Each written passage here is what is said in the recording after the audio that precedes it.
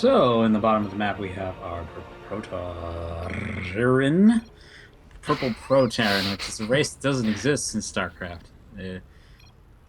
Swikey's Samsara, aka Caesura. At The the top, Proteran, we haven't had the Protoss Terran hybrid. and at the top right, we have the Zotos in the pink. It is JJ's CovertMuffin. Yes. We're making up new races tonight. I don't know. I have to admit, the thought has crossed my mind from time to time. I mean, we've all seen what happens if you fuse a Terran's genetics with a Zerg's genetics multiple Not good times. things. Not good things. You get Stukov, you get Kerrigan. Very powerful.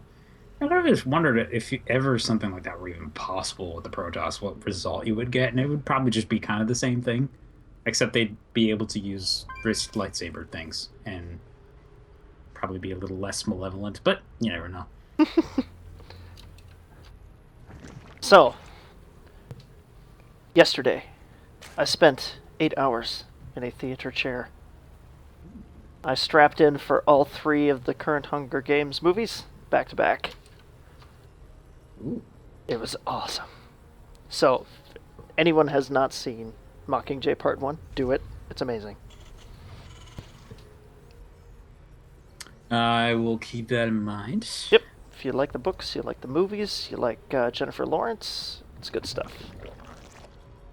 So spawning pool into a hatchery expansion, no gases just yet. So we're really looking at early Baneling play. We have a very, very quick command center from Caesura.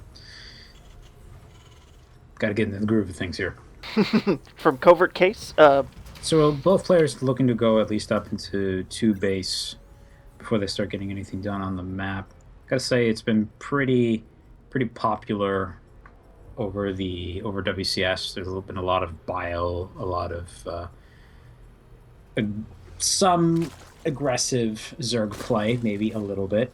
Probably a factor of life being the Zerg that got really far into WCS. That guy is crazy. life. I love watching him. Life always finds a way. Yes. Oh, yes, it was bad, I know. I'm sorry. Oh, don't worry. Those people in the audience over at BlizzCon with all the signs didn't care either. I think I saw that joke like 4 or 5 times. It was, and I gotta say, it turned out to be pretty apt. He definitely lived up to it. He did. He came and swept it all. It was very good. Very good watching him play. So, one thing about the Zerg. Do you want to be even with your Terran opponent on bases, or do you always want to be 1-up? Because the Terran can drop mules. It's smarter to be 1-up, I believe. Is that true? Yeah, that's kind of an interesting thing, though, because some of that is just production. Where if you've got 2 full bases as Zerg and you only have 2 hatcheries, you aren't going to be able to actually spend all your money. So part of the reason that you end up getting that extra base is just so you can keep up. The other part of it, too, is just the overall efficiency of the units. You have to make so many of them keep spamming them at your opponent that you will start to run out of resources a little bit quicker than the Terran will in this particular respect. However, that's stated, kind of what the Terran's going to be ending up going for over time is he just wants to suppress that 4th base, kind of keep the Zerg locked onto Ling Bane if the Zerg goes down that route, until he can get to 3-3 and just kind of push him down. That doesn't necessarily always happen that way, obviously. So, and it also depends a little bit on the style of the player. Some people, if they like to go more mech styles, then it's pretty much you can constantly expand ahead of the Terran and you just kind of wait. Right. We can see Case is pushing for a 3rd command center, so he's opting for a quick 3rd base, definitely. Stim and Hellions. Hellions. Go over and harass the drone line.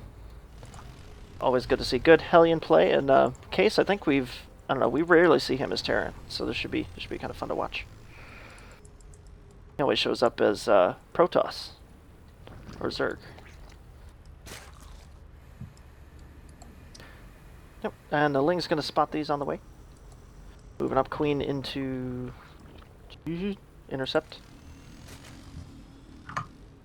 Checking the third, not finding much, and they're gonna get out.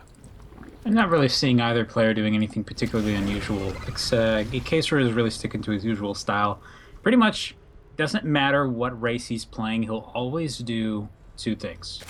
You'll always see him go very quickly into more of just a general economy sort of thing, unless he feels like rushing with Protoss, but he'll go a lot of economy and a lot of upgrades. Definitely a lot of upgrades. He loves surging ahead in those. So seeing him go the 2-base mining third with the actual SCV production build up from there. This is very, very common and something that Case is very fond of doing. Stallions out on the map. Obviously very, very good for space control, keeping the creep back, though as we can see CovertMuffin not being 100% on top of that right now. So it hasn't had to do as much work in that particular respect just yet. It looks like it will actually have the usual... Wow, it's a lot of links. Quite a few. We're looking at a total of 35 on the map. He does have a baneling nest, so... So he's gone for the macro hatchery approach, which pretty much he's saying here he's going to build some units, he's going to try and pressure the Terran while he's getting his expansion. And unfortunately, though, he's going to need a little bit more to work with than just these circlings if he wants to get past the Hellions. But he can grab the Swarm hosts. Oh, there you go. Oh, He can definitely grab them especially if you can get them out in the middle of the map. But you know, you'd always be a little bit loath to accidentally lose a lot of them. There goes. What else do you Banelings. see? CovertMuffin is a fancy guy, and he's going to go for the attack your race from the inside play. Of course, he could just be using the United Swarm as simply a close reinforcement point, just kind of the same way Protoss does with Pylon. But we'll have to see from here. There's actually got an Overseer here, so he can plant that to the right of the command center. He's got an Overlord on the left side of the base. I don't think he'd be able to start one. Ah, there it is. Actually, kind of a risky location. That's totally within Caesura's sight, and I don't think he's actually noticed. Nope, there he goes. He's moving up the Marines, and unfortunately, I think he's reacted just fast enough to stop this from being a problem, unless a Baneling comes out. No, he would need a 2. Oh! That's an expensive blunder coming through with the, well, at least it was until Locusts remind us that they are, in fact, bullshit, and kill, like, everything. Single Locust is easily worth, like, 3 Marines at the time it's attacking. Oh, it's a pain, too. They have so much armor. And I'm gonna knight us right under Case's third here. No, I don't think they're bullshit. not in the balanced sense. In terms of watching a game where they're there for 4 hours, they're bullshit, but that's different. So Baneling's coming out, no splitting going on here. Really, really bruised Marines, and I think this is going to be our main staging area for the Zerg. He does slow down this third base. Is there quite enough here? Yeah, there is. Even with... Wow, it's a lot of Zerglings. With good splitting, he can probably hold that back, but because it's questionable, I don't really blame Covert for parking up here for a little bit. There's no bunkers here for him to work with, and he's really trapped in the corner. He's going to have to utilize medevacs to keep these guys alive against a Baneling, or they'll just all run into a supply depot. It's not good.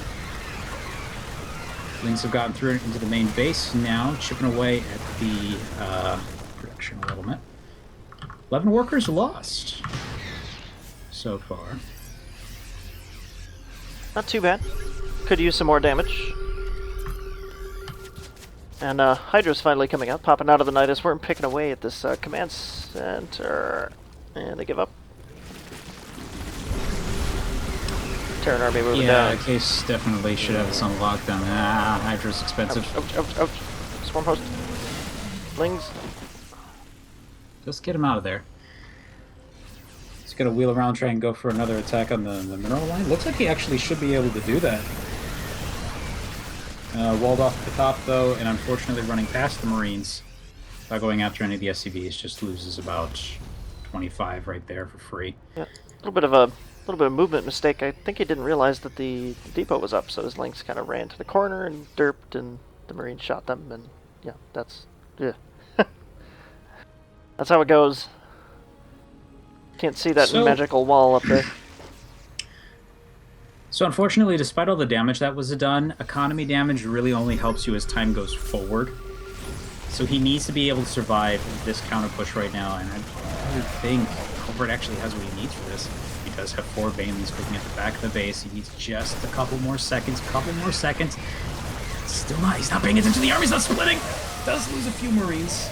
But there isn't really anything else here for our Zerg to work with, so it looks like CovertMuffin might be in some trouble.